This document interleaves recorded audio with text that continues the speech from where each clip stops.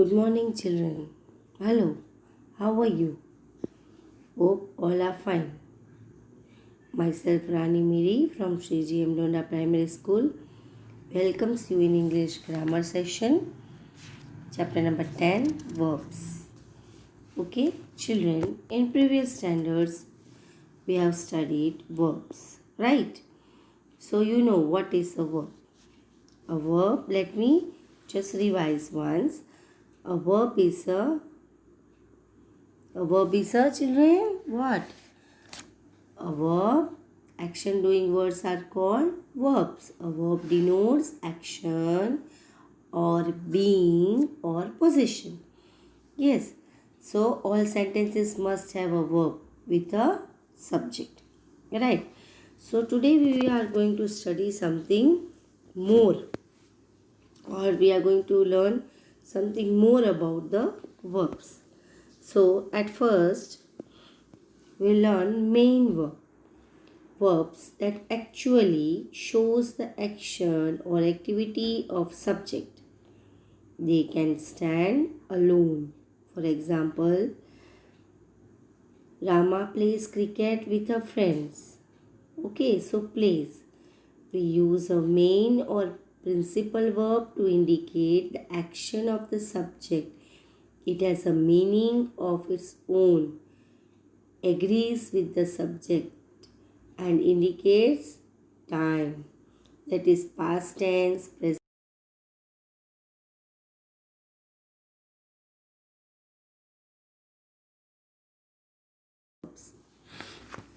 So here, a verb which helps the action words to make a meaningful sentence is called an auxiliary verb or a helping verb. Auxiliary words are of two types, primary auxiliary and modal auxiliary. So today let me explain you of primary auxiliary. Primary auxiliary words are to be, to have, and to do.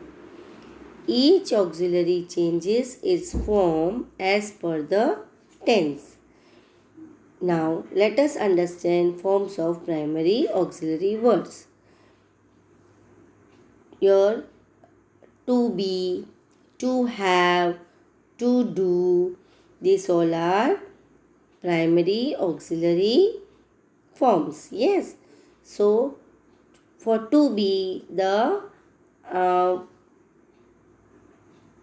words like am, is, are, was, were, be, been, been. And next is to have. It's have, has, had, having. To do. Next third one is to do. For that, do, does, doing, did, done. Okay, my dear students. So, here I'll explain you something more. See here. The first form I told you, to be, yes or no? In to be, am, is, are, was, were, be, been, be. These are the words. Now here I have given you some examples. I am sorry for what I have done. He is a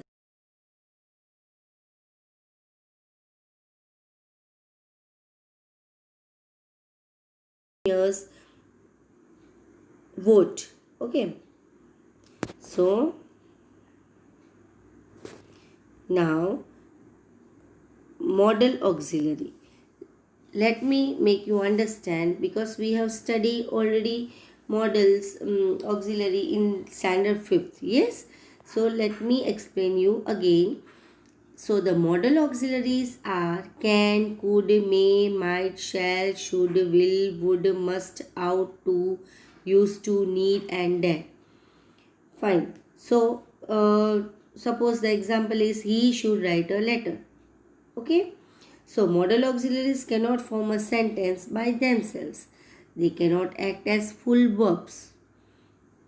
So these are modal auxiliaries. Now let us understand transitive verbs. The verb that shows an action which passes over from the subject to the object of the verb is called the transitive verb. So again I will repeat, a verb that shows an action which passes over from the subject to the object of the verb is called the transitive verb. There are two kinds of object, direct and indirect objects. A direct object, let us understand. A direct object is a word or phrase in a sentence referring to the person or thing receiving the action of a verb. A direct object answers the question what. So, for example, the dog eats the bone. What does the dog eat? Bone. Now, let us understand an indirect object.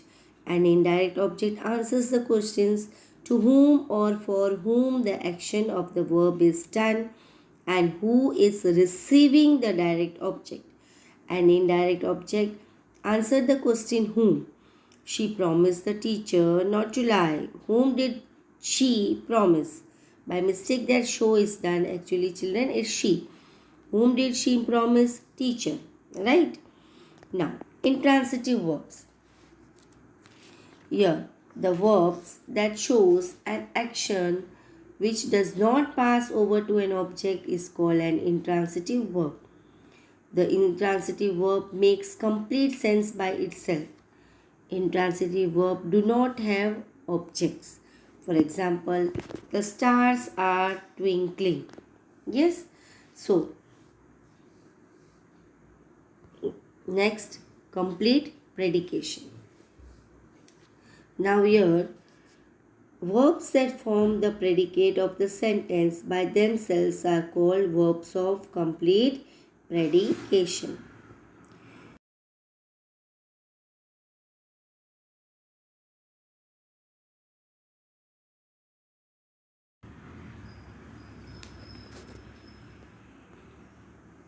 Incomplete predication.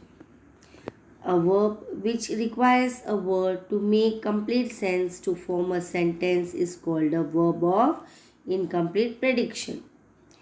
Incomplete predication are as follows: become, seem, appear, look, smell, grow, turn, and conjugates of the verb to be. Complement. The word or words which help the verb to make complete sense is called the complement of the verb. The room smells dirty. Now, it's like that. The word dirty, okay, helps the verb smells to make complete sense. That's why the word or words, see, I'm again repeating, the word or words which help the verb to make complete sense is called the complement of the verb. Now, finite. So, the verb which is limited by number and person of its subject is called finite verb. These verbs can form predicates by themselves. For example, I study physics. Okay. Next example I can give you. He writes a letter to his mother. Now, here, who writes? He. Yes. So, he is the subject. And what does he write?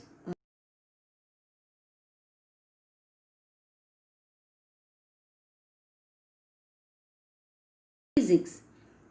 Who study? I study. I is the subject. What does he study? Physics. Okay. So, now, non-finite. Here, see children, I have given the example here. He tries to write a letter. Okay. So, this verb cannot form predicates by themselves. These verbs cannot form predicate by themselves. So here, the verb which is not limited by number and person of its subject is called non-finite verb. There are three types of non-finite verbs: the infinitive, the gerund, and the participle. the infinitive to plus verb. Here see children, the example is she wants to travel, they want to travel, he wanted to travel. The gerund is verb plus ing doing the work of a noun. She enjoys traveling, they enjoy traveling, he enjoyed traveling. The present participle verb plus ing form. He is traveling, they are traveling, she has been to traveling. She has been traveling.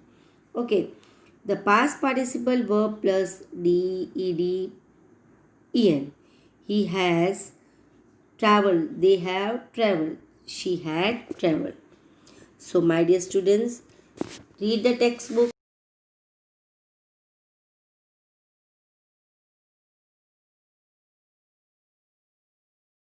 The examples are given. So, learn all the forms, all the examples, understand it clearly, and listen the video properly, children, and go through the exercise. This time we have given you the worksheet also. Okay, after this we have given the worksheet of page number 48, 49 and 50. So the answers are given in the PDF of this worksheet. Complete it in your fair book. Write in your fair book the worksheet exercises. Okay, and others you can write in lesson number 5. So you can write in your textbook. Okay children, so bye bye. Thank you. Stay safe.